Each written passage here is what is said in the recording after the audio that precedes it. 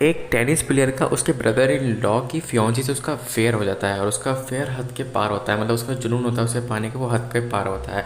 और यही इस पूरी मूवी की मेन थीम है। तो मैं शुरू करता हूँ बिल्कुल शुरुआत से। हमें अपना मेन कैरेक्टर दिखाया जाता है, इसका नाम होता है क्रिस। क्रिस एक पॉपुलर टेनिस प्लेयर है। वो अब टेनिस खेलता नहीं, सिर्फ सिखाता है। तो वो वहाँ पे लंदन में शिफ्ट हो चुका है और लोगों को टेनिस सिखा रहा होता है। तो वहाँ पे बैठे बैठे उससे एक नए आदमी से उसकी बातचीत होती है जो बहुत ही अमीर होता है। तो वो बोलता है कि क्या तुम मुझे टेनिस सिखाओगे, और वो उसे एक शो दिखाने के लिए इन्वाइट करता है। शो पे वो उसे अपनी बहन भी ले आता है। जब वो उसकी बहन क्रिस को देखती है तो उसकी बहन को मतलब एक ही झलक में थोड़ा देखने में अच्छा लगता है, उसको लगता है कि काफ़ी अट्रैक्टिव लड़का है ये। फिर इसके बाद टॉम का फ़ोन आता है क्रिस को, वो बोलता है कि मेरी बहन को तुम पसंद आ चुकी हो, तो उन्हें तो वो भी तुम्हारे साथ सीखना चाहती है। तो वो दोनों आपस में आते हैं, बैठते मिलते हैं और एक दूसरे को जानते हैं। और ये बहुत अमीर है, इसका नाम होता है लुई। लुई जो है उसे पसंद करती है क्रिस को, और क्रिस का जो वो दोस्त था टॉम, उसकी फियांसी जो मैं आपको दिखाऊंगा वो ये है। उसकी फियांसी उसे मिलती है, इसका नाम होता है होला। होला भी एक टेबल टेनिस खेलती है। उसे कोई हरा नहीं पाता, लेकिन क्रिस उसे यूँ ही हराया था क्योंकि वो एक महारत हासिल कर रखी है उन्हें टेनिस टेनिस खेलने में। तो होला और वो फ्लर्ट कर ही रहे होते हैं, तभी टॉम आता है और टॉम उन दोनों को डिनर पर इन्वाइट करता है, लुई को और क्रिस को। फिर इसके बाद वो दोनों बातचीत कर रहे होते हैं और हमें पता चलता है कि होला जो है एक स्ट्रगलिंग एक्टर है, जिसको सिर्फ अब एक कमर्शियल ऐड में ही काम मिला है। मतलब उसे पूरी फिल्म नहीं मिली, सिर्फ कमर्शियल ऐड में वो काम मिला है और वो काफ़ी स्ट्रगल कर रही है। और लेकिन उसकी मम्मी को पसंद नहीं है, टॉम की मम्मी की, वो इस घर की बहू बने, क्योंकि वो जो है एक कमर्शियल ऐड में काम करती है और वो एक्टिंग कर रही है, जो कि उनको पसंद नहीं है। तो फिर धीरे धीरे करके क्रिस और क्लोई आपस क्लोज आ रहे होते हैं। और फिर इसके बाद वो एक सड़क पर जा रहा होता है, वहाँ पर उसे होला मिलती है।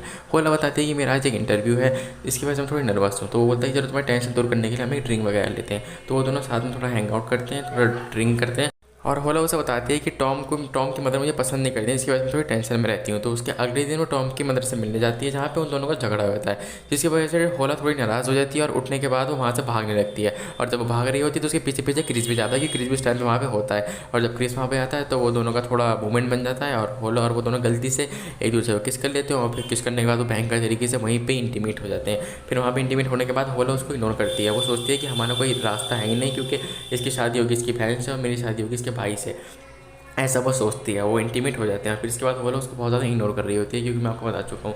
फिर इतने में क्रिस और लुई की शादी हो चुकी है। वो दोनों अपनी फैमिली से बात करना चाहते हैं, तो वो प्रेग्नेंट होने की कोशिश कर रहे होते हैं, लेकिन लुई अभी हो नहीं रही होती है। और क्रिस अभी चाहता भी नहीं है बेबी, क्योंकि उसे भी थोड़ी मेहनत करनी है और थोड़ा अच्छे से करियर आगे लेके जाना है। फिर इसके बाद एक दूसरे टॉम मिलता है। टॉम कहता है मेरा और होला का रिश्ता टूट चुका है। ये सुनने के बाद क्रिस खुशी के मारे पागल हो जाता है। तो फिर एक दिन वो एक आर्ट गैलरी में लुई के साथ गायब होता है कुछ पेंटिंग्स खरीदने। वहाँ पे उसको होला मिलती है। वो कहता है होला प्लीज़ मुझे अपना नंबर दे दो। वो कहती है क्यों, तुम तो शादीशुदा। तो बोलता है कि मैं सिर्फ तुमसे दोस्ती करना चाहता हूँ, कुछ और नहीं करना चाहता।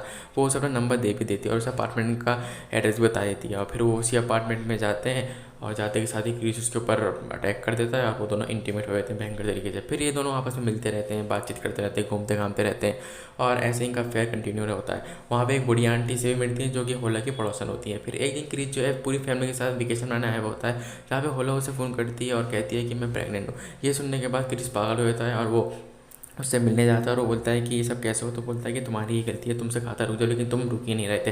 फिर इसके बाद वो बहुत टेंशन में आया था, वो लुई से मिलता है। लुई भी उसे कहती है कि तुम थोड़ा टेंशन में लग रहे हो, लेकिन वो बोलता है नहीं कोई बात नहीं है। फिर वो होलो को इग्नोर करने के लिए एक महीने का छोटा प्लान बनाता है। कहता है कि मैं लुई के साथ वेकेशन बनाने जा रहा हूँ, जबकि वो कहीं नहीं जाता और होला को इग्नोर करने के लिए ऐसा बोला होता है। फिर इसके बाद होला बहुत कोशिश करती है उससे मिलने के लिए, लेकिन होला एक दिन उसके ऑफिस में ही आ जाती है। और फिर ये देखने के बाद कि क्रिस इसी शहर में, वो बहुत उसे डांटती है। वो दोनों टैक्सी लेते हैं और वो जाते हैं और वो बोलती है कि तुम जब अपनी बीवी को बता ही नहीं सकते तो मैं ही उन्हें बता दूंगी लुई को कि मैं प्रेग्नेंट हूँ और ये मेरे साथ अफेयर कर रहा है। ये सुनने के बाद वो बहुत टेंशन में आ जाता है। तो उसके जो फादर इन लॉ होते हैं, उनके ससुर जी जो होते हैं, वो हंटिंग के शौकीन होते हैं। तो वो वहाँ से गन चुराता है। गन चुराने के बाद होला वो कहता है कि मैंने अपनी बीवी को बता दिया है कि मेरा तुमसे अफेयर है, तुम कल 6 बजे आ जाओ। तो पहले वो वहाँ पे जाता है 5 बजे। 5 बजे जाते के साथ ही जो बुढ़िया आंटी थी उनकी नेबर होला की, पहले वो उनको गोली से मार देता है और उनका सारा का सारा सामान चुरा लेता है। वो घुसता है ऐसे इनके घर में, कहता है कि मुझे थोड़ा केबल चेक करना है अपना। इस वजह से वो कहता है कि मैं आपके साथ होला से मिल चुका हूँ। पहले वो उनको मारता है और फिर इसके बाद उनकी सारी चूड़ी चुरा लेता है, ताकि सबको लगे कि ये चोरी का सीन है।